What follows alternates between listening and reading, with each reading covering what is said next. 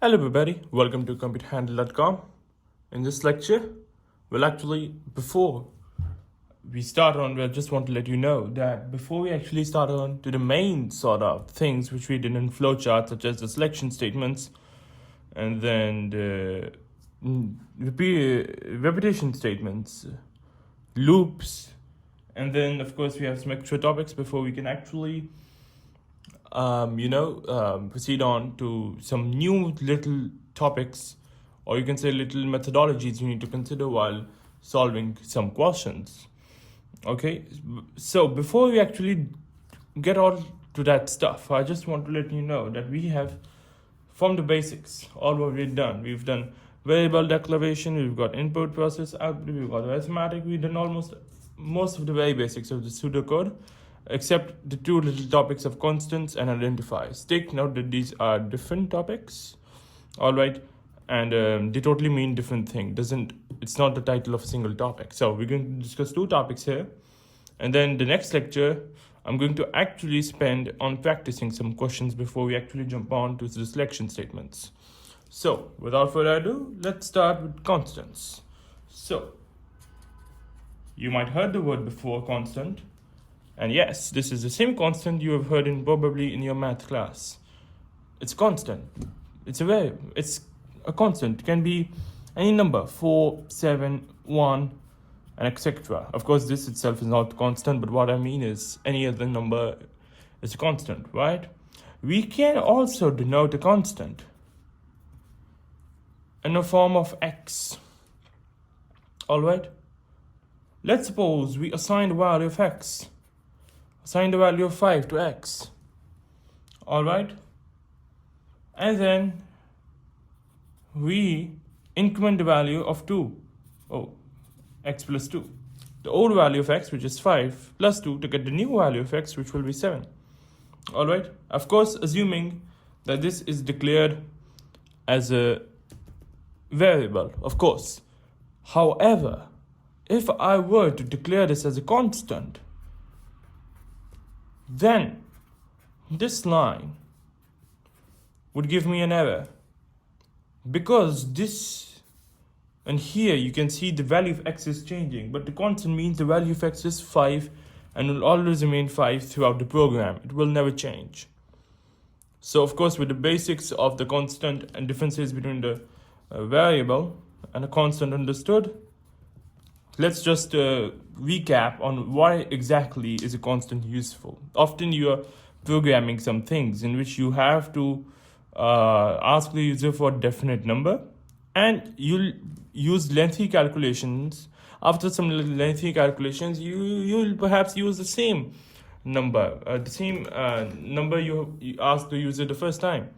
The problem is that if there's a slight difference, another identifier, which means that if you name things slightly incorrectly, things can go away much messy here.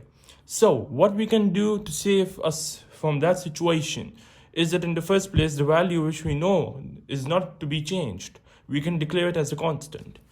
And the declaration of a constant is similar to a variable.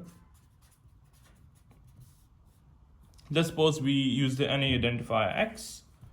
Alright, but instead of the data type, we'll have the constant first. Actually, we'll have no colon, we'll have const first. That's what we write it here. This can of course vary, but might mean the same thing for many scenarios. So declare x as constant, and then data type, which will be of course integer.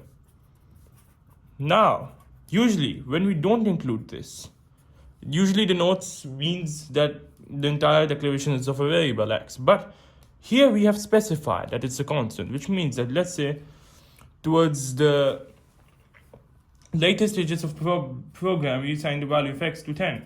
Alright, and then I send another value to 15. An error would occur here, because the error value of x is now declared as constant and cannot change. Alright, and this in lengthy programs is also considered to be very, very useful. Alright, now, a second thing.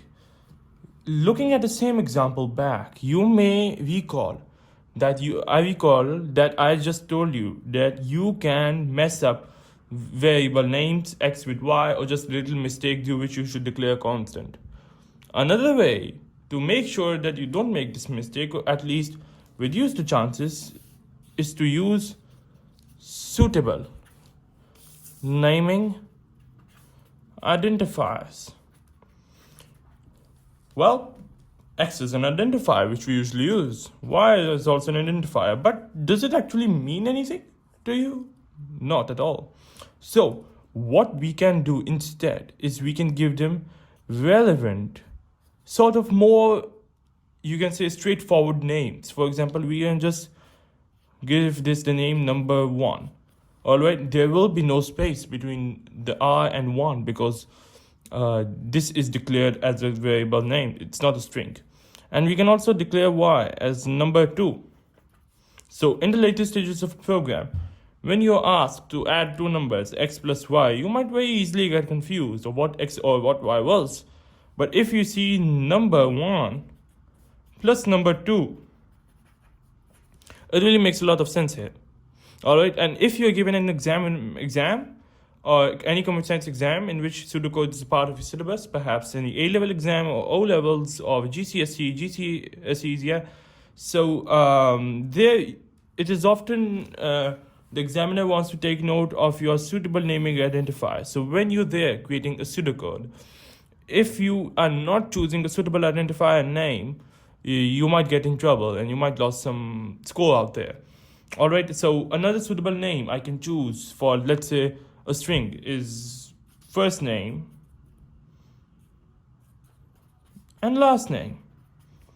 Right, of course, recognizing this and understanding this is way, way easier than understanding this. So we can use also suitable identifier names to come up with the same problem. But if you're working with numbers, to make sure that the value isn't changed, we can also use the value of constant. And the way we declare it in the pseudocode is as such. Declare as const integer. It's a constant integer, will not be changed throughout the program. And that's it for this lecture. So all what we've done throughout the chapter 2 will be discussed in the next lecture. Then we'll proceed on towards selection statements. Thank you very much for viewing this lecture at computerhandle.com.